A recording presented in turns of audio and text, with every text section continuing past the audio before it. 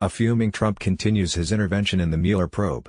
Washington, hours before departing for Argentina to attend the G20 summit, where trade with China, Putin and Saudi Arabia are all important topics, President Donald Trump has been tweeting this morning about the Russia probe.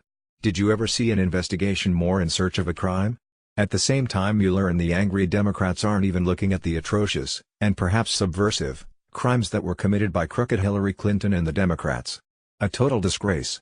When will this illegal Joseph McCarthy-style witch hunt, one that has shattered so many innocent lives, ever end, or will it just go on forever? The tweets, in fact, are just the tip of the iceberg of the ways in which the President of the United States has intervened in, criticized, thwarted, and potentially obstructed an investigation that involves him, his family and his 2016 presidential campaign. Add up all of these actions, and they're not an exhaustive list, and you see a president who's actively intervening in an investigation that involves him. Confused by all of the recent statements that Roger Stone and Jerome Corsi have made about the Russia investigation? Trying to make sense of Corsi's with Trump's legal team? Overwhelmed by Trump's tweets and all of the news about Paul Manafort?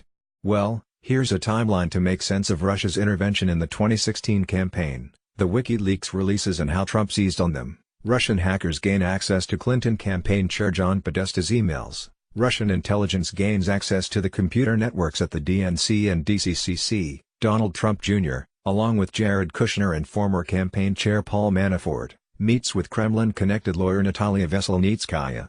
An organization, presumably WikiLeaks, strategizes on the release of the hacked DNC emails with Russian intelligence. On or about July 6, 2016, Organization 1 added, "If you have anything Hillary-related, we want it in the next 12 days, preferable, because the DNC, Democratic National Convention, is approaching and she will solidify Bernie supporters behind her after."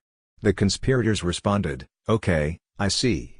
Organization 1 explained, "We think Trump has only a 25% chance of winning against Hillary, so conflict between Bernie and Hillary is interesting." GOP convention concludes with Trump giving his speech accepting the Republican nomination. WikiLeaks releases stolen emails from the Democratic National Committee. DNC Chair Debbie Wasserman Schultz resigns from fallout over the DNC emails. Democratic convention begins. Trump asks Russia for assistance in the 2016 election. If you're listening, I hope you're able to find the 30,000 emails that are missing. Russian intelligence, for the first time, tries to gain access to Hillary Clinton's emails/server. On or about July 27, 2016, the conspirators attempted after hours to spearfish for the first time email accounts at a domain hosted by a third party and used by Clinton's personal office. A Trump campaign associate, presumably Roger Stone, communicates with Russian intelligence. On or about August 15, 2016, the conspirators, posing as Guccifer 2.0, wrote to a person who was in regular contact with senior members of the presidential campaign of Donald J. Trump, "Thank you for writing back. Do you find any teaching interesting in the docs I posted?" Roger Stone tweets, "It will soon be the Podesta's time in the barrel." Stone later said he was referring to both Podesta brothers, John and Tony. In the Panama Papers, Donald Trump Jr. exchanged his direct messages with WikiLeaks in the fall of the 2016 election. "Hiya, it'd be great if you guys could comment on/push this story." WikiLeaks wrote Trump Jr. already did that earlier today. Trump Jr. responded, "It's amazing what Hillary Clinton can get away with." WikiLeaks Julian Assange says his organization will publish emails related to the 2016 campaign. Department of Homeland Security and the Director of National Intelligence release a statement directly saying that Russia is interfering in the 2016 election. WikiLeaks begins releasing Clinton campaign chair John Podesta's emails on a daily basis, until the end of the 2016 campaign.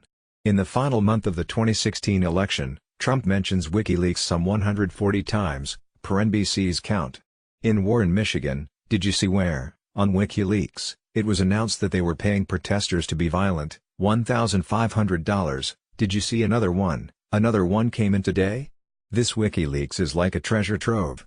In Orlando, Florida, WikiLeaks just came out with a new one, just a while ago. It's just been shown that a rigged system with more collusion, possibly illegal, between the Department of Justice, the Clinton campaign and the State Department.